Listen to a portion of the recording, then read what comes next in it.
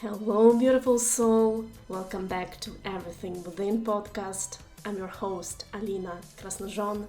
This podcast is all about empowering you to build an extraordinary, fulfilling life and tap into the limitless potential that resides within you. Thank you for tuning in today.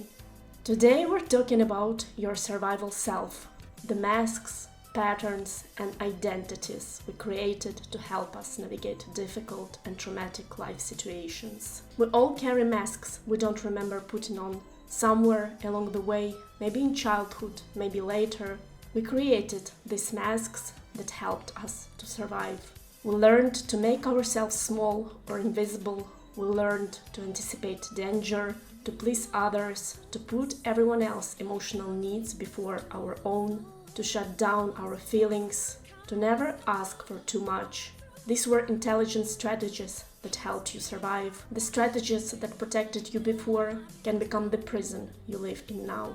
As adults, we often find ourselves living on autopilot, triggered by the same things over and over again, reacting in ways we don't fully understand. We struggle in intimate relationships, pushing people away or clinging to people too tight. We sabotage our success right when things start going well. We attracted the same type of wounded people into our lives, the same painful dynamics, the same limitations around money, confidence, or self-worth. And then we wonder, why does this keep happening to me? The answer is often hidden in plain sight. You're still operating from your survival self, the identity you created to survive. Today we're going to talk about recognizing them, meeting these patterns with compassion, grieving them, thanking them for keeping you safe and alive, and then gently, lovingly letting them go.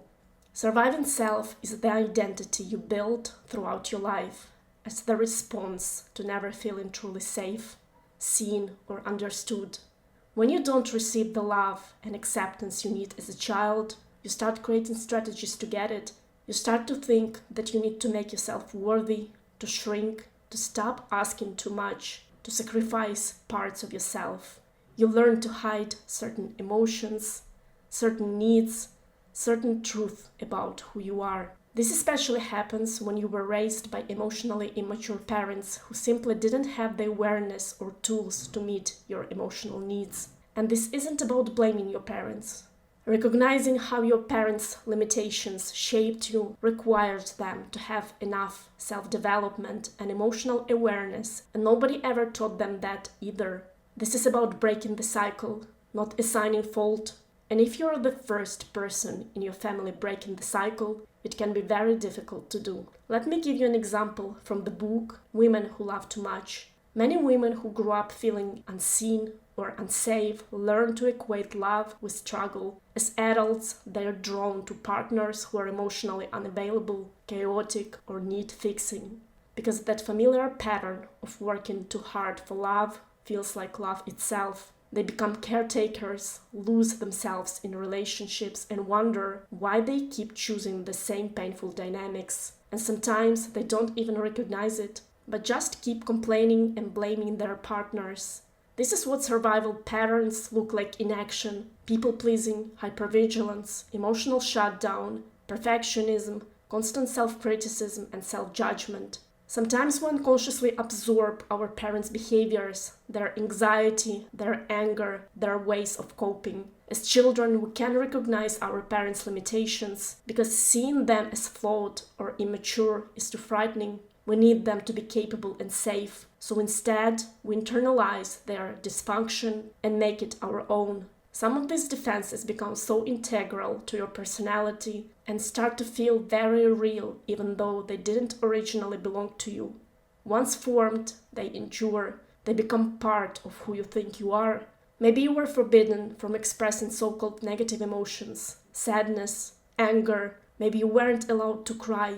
Those feelings didn't disappear, they got stuck in your body. And now, as an adult, they might show up as rage, depression, anxiety, being overly critical of yourself and others. You might resist, avoid, or suppress these emotions, even when they're completely normal reactions to what's happening in your life.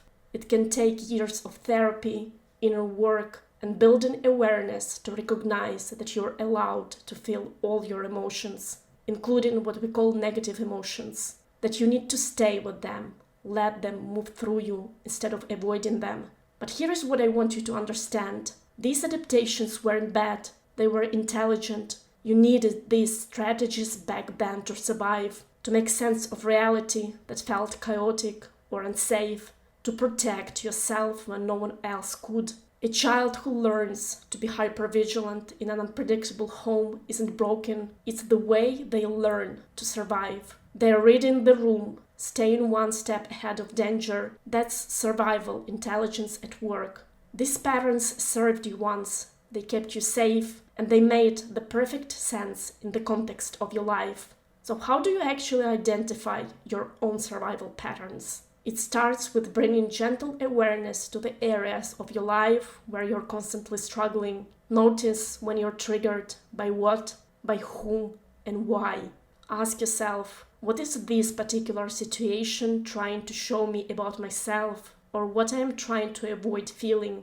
Notice when you feel resistance, when you avoid situations or conversations. Notice when discomfort arises inside of you, and instead of pushing it away, become curious and start paying attention. Keep asking until you find the answer. Sometimes the first answer isn't the real one. Keep going deeper. Pay attention to the relationships where you lose yourself. The moments when you say yes but mean no. The times you shrink to make others comfortable. The patterns that repeat themselves no matter how much you want to change them. Here are some common signs you're operating from survival mode. You get defensive when someone gives you feedback, even gentle feedback. You avoid difficult conversations or suppress your real feelings. You distract yourself, scrolling, working, staying busy, so you don't have to feel what's actually there. You rationalize why you shouldn't feel a certain way, or you immediately look for who's to blame. Your primary motivation for doing things is fear, lack, judgment, or shame. You're driven by I have to instead of I want to. You're constantly waiting for the next bad thing to happen. Notice how you talk to yourself. Is that voice kind? Is it even your voice? Or is it an echo of someone else's criticism, someone else's expectations? When you make a mistake, what do you say to yourself? Would you ever speak to someone you love that way? You might also notice physical sensations, tightness in your chest, a knot in your stomach, shallow breathing when certain topics come up. Your body is often the first to recognize when you're in survival mode, even before your mind catches up. This is where curiosity becomes everything. Because the moment you start judging yourself for having these patterns, I should be over this by now, what's wrong with me, you're just activated another survival response. Judgment keeps you stuck. Curiosity sets you free. So I want you to pause here for a moment. Think about one area of your life where you feel stuck, where the same struggle keeps showing up. Can you identify the survival pattern underneath it? What were you trying to protect yourself from? What did you learn to do to stay safe?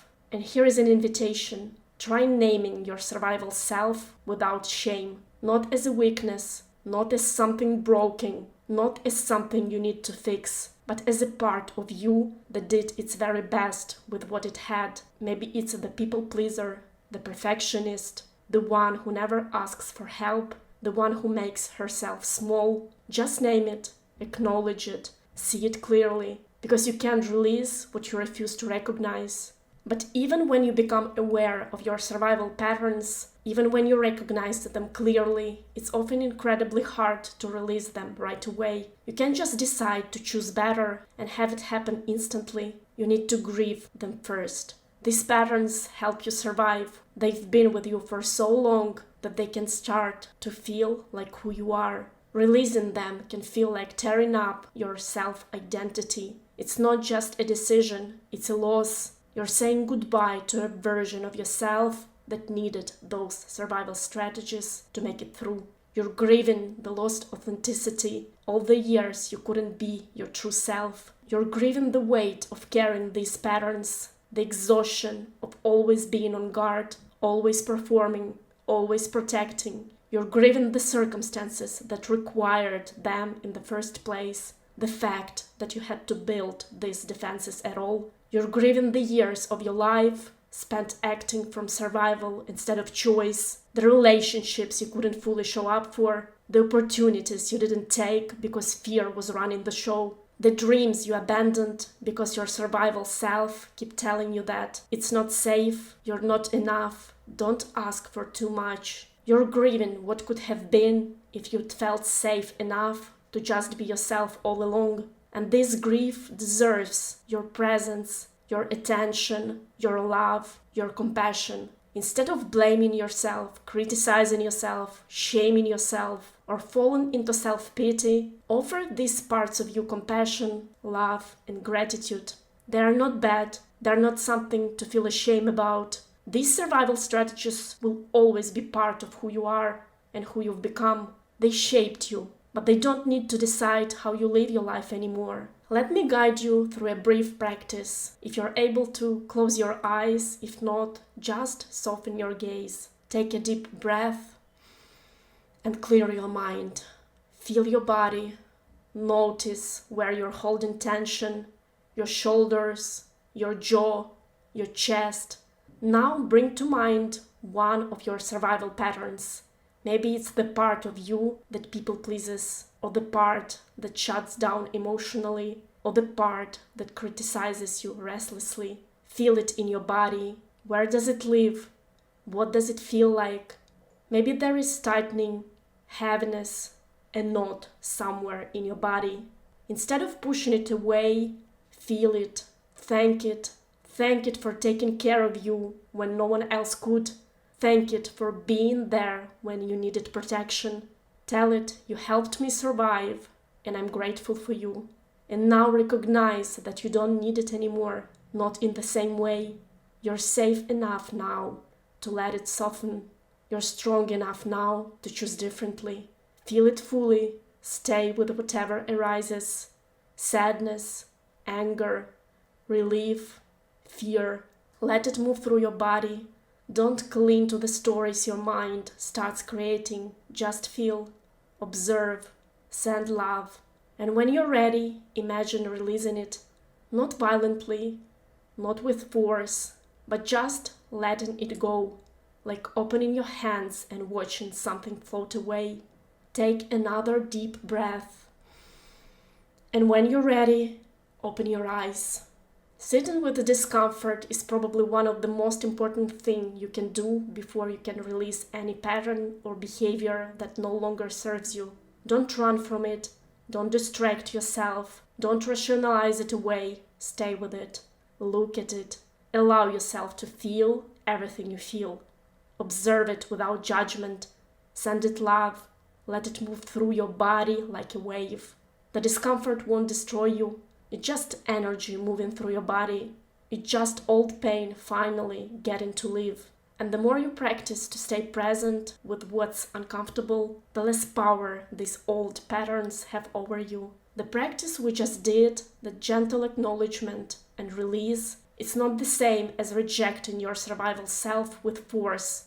And if you're still trying to force these patterns away, that's exactly why they persist and hold so much power over you. What you resist persists. What you look at disappears. When you try to violently reject a part of yourself, when you say, I hate this about me, I need to fix this, I shouldn't be like this, you're actually feeding it more energy. You're creating an internal war, and no part of you ever wins a war against yourself. This is where shame and judgment keep you stuck. They create a self-perpetuating cycle. When you shame yourself for people-pleasing, for example, what do? You probably try harder to be perfect, to get it right, to make sure no one is disappointed in you, which is just another form of people-pleasing. When you judge yourself for being anxious, you become anxious about being anxious. The pattern doesn't break, it deepens.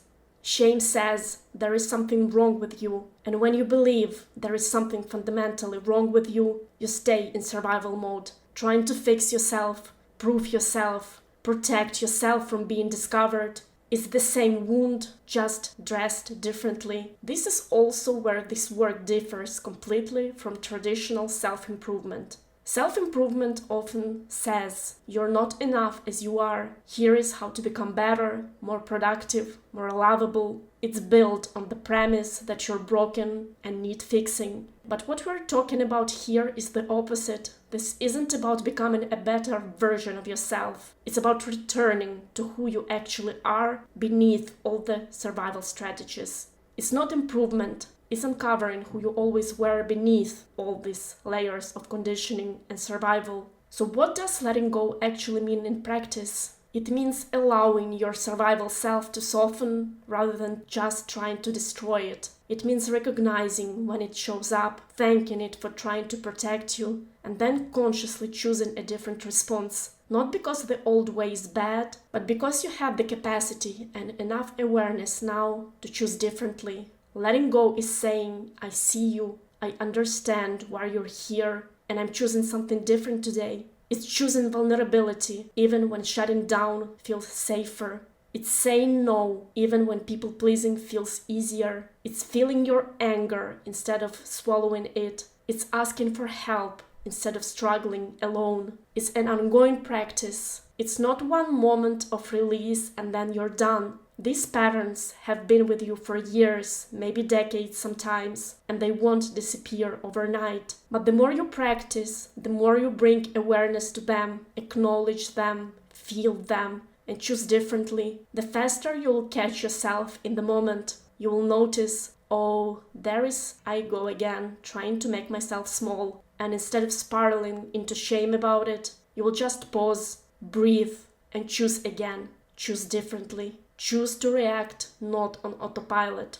That pause, that moment of awareness before you react gets longer each time. The grip gets looser. The patterns softens. You're not destroying parts of yourself. You're integrating, alchemizing them fully into your being. When you start releasing these survival patterns, life begins to feel different. It flows. You stop resisting what is. You see every trigger, every difficult situation for what it actually is, not as a threat, but as information, an invitation to choose differently. You start making decisions from desire instead of fear, from abundance instead of lack. You stop avoiding difficult conversations and uncomfortable emotions. You step more willingly into discomfort because you know that it won't destroy you. You show up more fully in your relationships. You stop attracting the same painful patterns. You ask for what you need. You set boundaries without guilt. You let people see you, really see you. You start living instead of just surviving. Here is a simple practice to carry forward each day. Just once a day,